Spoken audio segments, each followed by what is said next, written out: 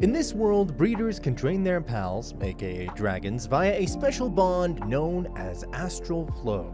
Students come to the Anserivan Dragonar Academy to learn how to tame and ride dragons. Our protagonist, Ash Blake, wakes up from a rather lewd dream where he's seduced by a mysterious woman. Ash is known amongst these students as a problem child, since his pal hasn't been awakened yet. This leads him to often get bullied by other classmates. What they don't know is that Ash is hiding a huge Saikoku on his right arm, which essentially marks him as a future dragon master. Even though Ash doesn't have a pal, he does have the ability to ride other people's pals. During his dragon fighting practice, Ash accidentally rams his temporary dragon into Princess Sylvia Lautremont's dragon. Sylvia berates his non-existent pal for some reason. This makes Ash angry, who accepts Sylvia's challenge to a race tomorrow. As Ash sleeps, he dreams of the same woman yet again, who tells him that it's the last night, and she's about to awaken. Next day, the race begins, and Ash does his best to stay ahead of everyone else, but eventually loses the race. As Ash is resting his dragon in a jungle, he's ambushed by a man named Milgaus and his apprentice, Anya, from the Zephyros Empire. As Anya is chasing him, she falls down a cliff. As Ash tries to save her, she uses the opportunity to throw him down the cliff. As he's falling, his right arm starts to glow, and his pal is awakened in the form of a human instead of a dragon. The girl wakes up and punches Ash for looking at her while she's naked. She calls herself a dragon and not a human. Ash decides to take her with him to his room. He realizes that she acts much differently than what he expected. Next day, the president of the class visits Ash to check up on his pal. She brings some clothes that she can wear. She tells Ash that the academy has asked Dr. Cornwell to conduct an investigation on the dragon girl. When Ash takes her for shopping, she eats an anther crepe that causes her to act rather lewd with him, drawing the attention of Sylvia, who scolds Ash for feeding her anther, an alcohol-like substance. Later, she apologizes for what she said about his pal earlier before leaving. Realizing that the girl is nameless, he names her Iko. This makes the marking on his right arm glow as the bond between them is complete. Later, Iko is kidnapped from the ladies' room. Sylvia tells Ash to use the astral bond between them to locate her. Ash does so and follows the butterflies guiding him towards her. Ash and Sylvia reach a lab where Iko is being held captive by Dr. Angela Cornwell. She's not willing to let Iko go as she intends to perform experiments on her. She uses magic to knock everyone unconscious, but Ash doesn't give up. With his astral flow restored, he uses it to defeat her and take Iko with him. Next day, he's surprised to learn that Dr. Angela is now his homeroom teacher. The class president, Rebecca, asks Ash to become a member of the student council in a rather sexual way. She tells Ash that he might be of help to the council since he ran into the two folks from the Zephyros Empire. Even though Anya tells Milgaus the academy isn't a threat, he launches an attack on the academy with a monstrous dragon. Rebecca attacks, but he regenerates from the attack. Sylvia loses focus, so Ash has to slap her to bring her back to reality. She summons her dragon so Ash can ride it and save Iko from the tentacle hentai monster. Iko passes out and wakes up in a dragon workshop. She meets a woman called Navi, the same woman who appeared in Ash's dreams. She tells Iko that they are fighting a dead dragon that has been resurrected. Navi tells Iko that to defeat the dead dragon, he'll need his arc. Navi tells Iko to craft the arc using the designs available to her. Iko creates an arc for Ash and sends it his way through the astral link between them. With his new suit, he attempts to ride the dead dragon. He uses the divine sword to slay the dragon and purge the darkness. With Iko saved, Ash and Sylvia decide to join the council. Sylvia remembers the time when a boy carried Sylvia when her leg was injured during the orphan rites. This is the rite where a mother dragon gives humans baby dragons as their pals. Sylvia doesn't know that the boy was Ash. Rebecca introduces Sylvia and Ash as the newest members of the council. After his speech, Ash notices fan posters about a Silver Knight. It turns out that Ash has sprouted a fan club when he slayed the dragon. Fortunately, his fans don't know the real identity of this Silver Knight. When they're taking a class, Silver Knight fangirls interrupt them and ask about his whereabouts. They also disclose their plans about burying his children, much to Iko's dismay. Their club president, Jessica, is sent away by Rebecca. Rebecca tells Ash that if she were to marry Ash, an arc-wearing breeder, she can become a noble. This explains her obsession with Silver Knight.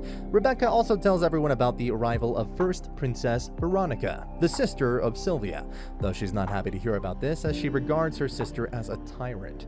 Ash notices her condition, so Sylvia's maid tells them how Veronica made sure that Sylvia went through that toughest training. The training broke Sylvia and she came to fear her older sister. Later, Sylvia remembers that she made a promise to that boy that she will be an upstanding knight. This gives her the courage to be at the arrival of her sister. Veronica arrives in her Imperial airship. Veronica senses that something's wrong with Sylvia and attacks her. It's revealed that it's actually Cosette, Sylvia's maid, while the real Sylvia was hiding. Sylvia berates her sister for being weak and humiliates her by stripping her. Ash intervenes and tells her apprentice Glenn to seize him. Meanwhile, Anya the spy hears about the arrival of Veronica and heads to the academy. Ash is made to wear a suit upon the orders of Veronica. Until the reason is disclosed, he's stuck with her maid, Prim, who turns out to be extremely clumsy. Later, he's forced to have a bath with Veronica, Angela, Iko, and Sylvia on the ship. Sylvia doesn't want to get engaged as she has ambitions of becoming an arch-Dragonar. Ash covers for her and says that she was a help in killing that dead dragon. Veronica decides to let Sylvia prove the value of her dream by winning a match. The match begins, but Sylvia is knocked off by her dragon. She wakes up to find Ash near her. Glenn comes to visit her on Veronica's orders and tells her that her sister wants her to offer prayers of repentance for her lack of ability. Later, Rebecca informs Ash about a terrorist known as Avdocha that has infiltrated the academy and made an assassination attempt on Veronica in the past. So he keeps his guard up in case she shows up. During her prayer, Sylvia is attacked by a bunch of terrorists, including Avdocha. Avdocha holds Sylvia and Jessica hostage and threatens to bomb everyone in the church. She demands Veronica's head and says that she will execute a person each time the church bell rings. Veronica says that she's prepared to bomb everyone in the church if need arises, which shocks Ash. Jessica decides to reveal that she's a noble in order to preserve Sylvia's noble identity. Her sacrifice buys her time. It turns out that Anya is also among the hostages. Veronica sends Ash to Avdocha for negotiation upon Rebecca's suggestion. This way he can buy them some time as they attack from below. Akdok reveals that she's out here looking for her sister. When she refuses to surrender, Ash tells Iko to prepare an arc already for him to wear via Astral Link. Meanwhile, Navi tells Iko that her true form is yet to be revealed. Meanwhile, Anya nurses a baby. The baby's crying attracts the attention of Avdok, who decides to execute Anya and the baby. Sylvia intervenes and finds the courage to stand up to Avdok. Veronica's team also make their way into the castle from below and take out the terrorists. Ash transforms into his new arc and fights Avdok's dragon. With his new weapon, he renders the bomb useless by freezing it.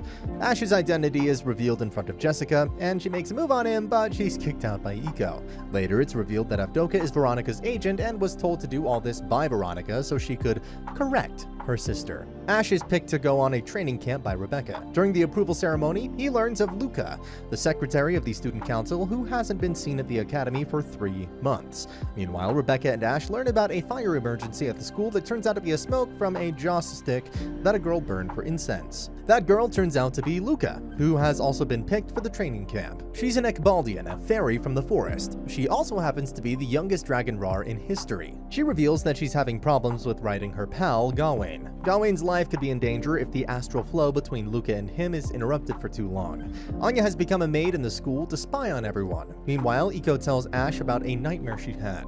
To make her feel safe, he sleeps beside her. Next day, Rebecca tells Ash that he should ride Gawain to make a connection with him and understand why Gawain is not letting Luca ride him.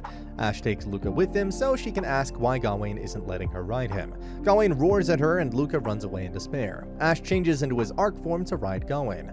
However, Gawain attacks him. Ash passes out after the attack. They decide to put the matter aside for now. Ash convinces Luca to go with them to the training camp so they can rehabilitate Gawain. Later, Milgaus comes to meet Anya, who tells him about the training camp. Next day, everyone heads to the camp and Anya comes along as one of the kitchen staff.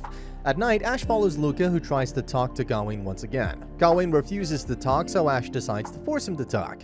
As Gawain chases Ash, he jumps on him and tries to ride him. However, Gawain launches him away, which causes Ash to pass out. Anya, who was watching this scene from a distance, decides to intervene and save Ash's life. Ash wakes up in another realm where he meets Navi. Navi tells him that she brought him here to explain how Gawain feels. He meets the spirit of Gawain, which is in a juvenile form. It's revealed that Luca fell off Gawain's back while riding him 3 months ago. Since then, she's had a fear of riding him. If she were to ride in that state, it would be deadly for her. So to save her, Gawain has been rejecting her. Gawain now only has 5 days left to live. Navi sends Ash away with a kiss. Ash wakes up and explains the situation to Luca. Meanwhile, Dr. Angela stumbles upon a hidden chamber and finds a banned book. As she reads it, Milgaus and Anya show up. Angela recognizes Milgaus as Julius before being knocked unconscious. Luca tells everyone that Gawain has gone missing. Rebecca deduces that he must be at the Willingham Mausoleum, the place where young dragons are buried. Ash, Sylvia, and Eiko go to help find Gawain. Milgauss resurrects a horde of dead dragons to attack the team. The team defeats the dragons, but they march towards the camp. At the camp, Rebecca and the students fight them. As the group moves forward, they find Gawain, but Milgauss is also there. Upon hearing his voice, Sylvia has flashbacks of her brother. Milgauss resurrects a large dead dragon. Meanwhile, Eiko visits the spirit workshop to craft another arc for Ash. With his new arc, he battles Milgauss as Sylvia fights the dead dragon. Ash uses petrification magic on his dragons, but Milgauss proves to be stronger than that. Ash's arc begins to wear off, so he petrifies his left fake arm and punches Milgauss as a last-ditch effort. Meanwhile, Sylvia defeats the dragon and the group tells Milgauss to surrender, but he runs away. Luca thanks him for helping her and Gawain and gains the confidence to ride her pal. With the astral link restored, Gawain begins to breathe again. Meanwhile, everyone at the camp is overwhelmed by the number of dragons. Luca returns to the camp with her dragon and eliminates all the dead dragons. Milgauss reports everything to a mysterious person. At the academy, Sylvia's father invites her and her friends to the capital. Sylvia, Ash, and Eiko are invited to the Centennial Congress that is held every 5 years between the leaders of the 5 nations. Upon reaching the capital, Sylvia meets her father, who tells her that he invited them all for something important.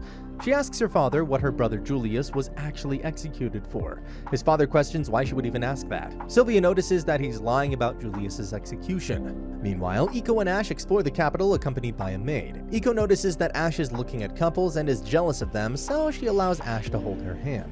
Later, Ash meets Sylvia's father, who makes Ash a Dragonar for his achievements. Meanwhile, Anya meets Milgauss and Klaus, a part of Zephyros nobility. They plan to force Eiko to transform into her true form using a machine. Anya is tasked with capturing Eiko.